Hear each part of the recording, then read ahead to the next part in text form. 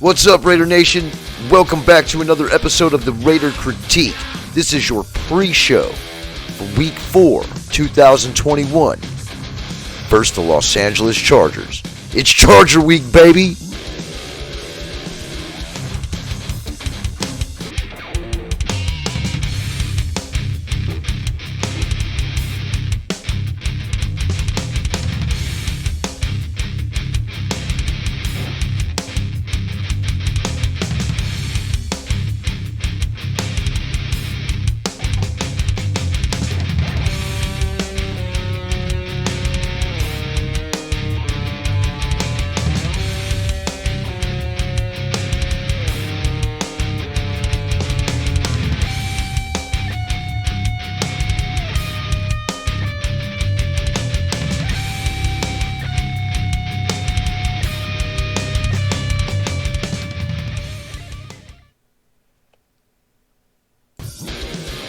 So what's going on, everybody?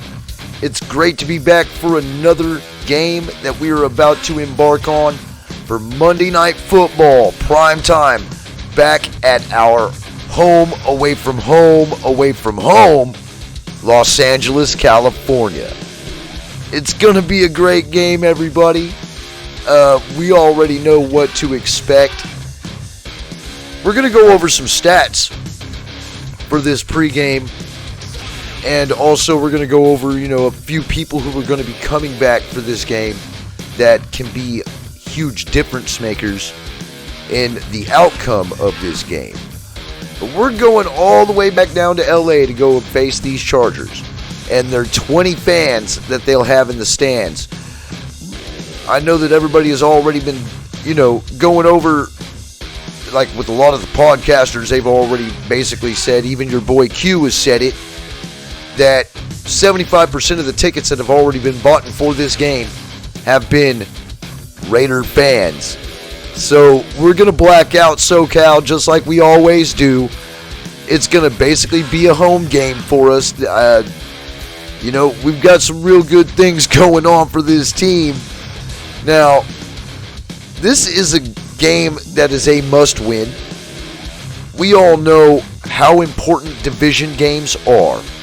And we also know, if you've been coming here for quite a while, you know how I feel about our opponent.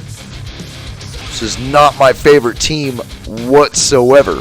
As a matter of fact, I can't stand the Chargers. Never have been able to stand the Chargers. Never will.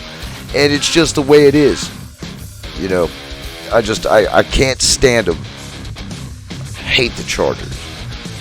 So anyway, this is the rankings of our offense and our defense along with the 32 other NFL teams. Now, I didn't get all 32 NFL teams for both of these. The red check marks symbolize our stats. The gold check marks represent the Chargers stats. And basically, it's going to go as follow. Now, this team right here is very exceptional. These Las Vegas Raiders are extremely exceptional because for the first time since 2002 to 2003, we have the number one overall rated offense.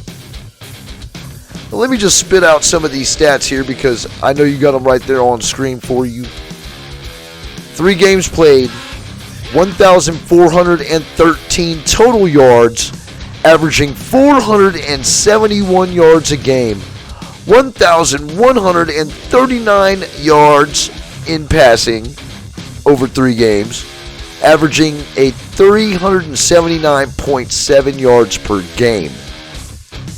Rushing is 274 yards.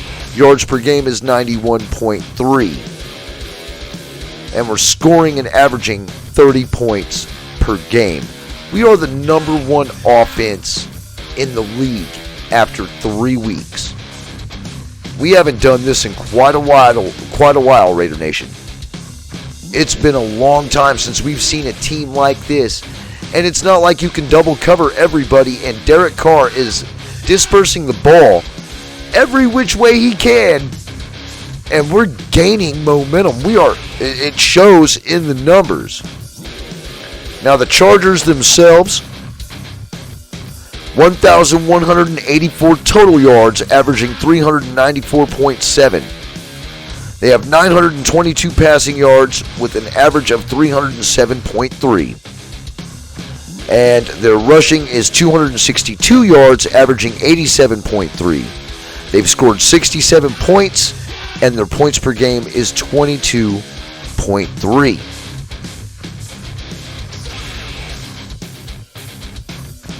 Defense. We are the 14th overall ranked defense in the league. Our numbers go as followed.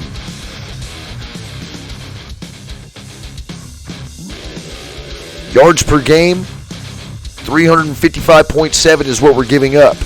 We've given up a total of 1,067. 706 yards passing. We're averaging 235.3 yards a game. Rushing, we are giving up 361 yards total, giving up 120.3. Defense is giving up 72 points with an average of 24 points a game. The Chargers are even below us by a couple more spots, so that would make them 17th. And they have given up 1,115 yards, an average of 371.7 yards a game, 605 yards passing, averaging 201.7 yards a game, and 510 yards rushing, giving up 170 yards a game. They've given up 60 points, and they average giving up about 20 points per game.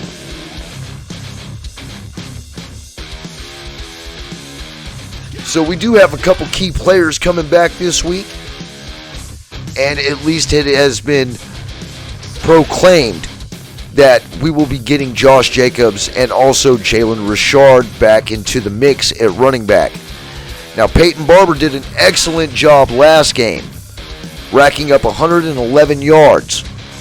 I don't remember exactly how many carries, but the guy is definitely beasting as a third-string running back behind Kenyon Drake.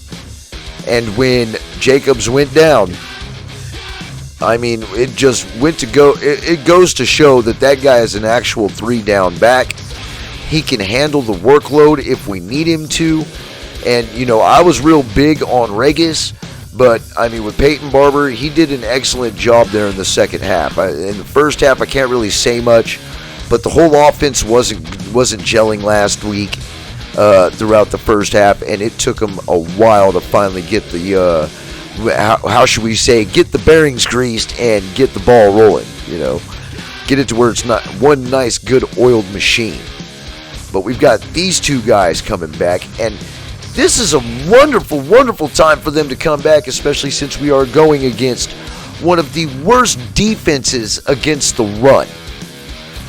So that is one thing to keep in mind, that when we do wind up going into this game, that we have a good, solid running game. Now, I didn't even want to report on this, but I'm going to anyway. Gerald McCoy, even though he has been injured, he tested positive for a banned substance. That happened earlier this week. This is the thing. Science and medicine has moved a very long way. It really has. Stem cell research, things of that nature, they are helping heal these athletes faster. These supplements. I mean, look, if it's a banned substance, if it's steroids, I can understand why they would want to ban somebody, but it's not like that this guy here was trying to literally cheat his way into becoming a better football player. All he was trying to do was get himself well. Now, I read the article, and, you know, I wasn't too impressed that they're going to go ahead and wind up suspending him. I mean, he's going to be gone for the season anyway, but they're suspending him for, I believe they said 6 games. So, I mean, you know, he was trying to get himself well to where he could get on the field and make his paycheck. He wasn't sitting there just, basically bullshitting, trying to outperform all of his extra, everybody else, just to where he could be a relevant piece to this puzzle. I feel for Gerald McCoy. With the injury that he did sustain, he probably wouldn't have been able to make a comeback from that injury without the science and the medicines that he was taking and the supplements that he was, taking to fix this problem. So anyway, here's his statement, and I'm not going to read it aloud. I'm sure that you guys have all read it. I'm going to take this time to take a drink of my Dr. Pepper here and let you guys just go ahead and read it, and then we'll just go ahead and move on.